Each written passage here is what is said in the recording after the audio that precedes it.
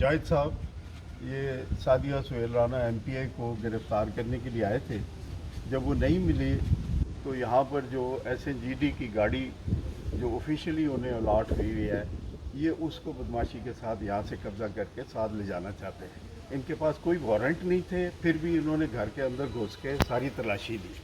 कोई वारंट्स नहीं थे, उसके बावजूद इन्होंने घर में घुस के पूरी तलाशी ली। ये पूरी टीम की तस्वीर, पूरी टीम की तस्वीर लें अलीशान। ये पूरी टीम, ये सारी की सारी टीम, ये सारे अंदर आए थे और इन्होंने दंदनाते हुए तलाशी ली है।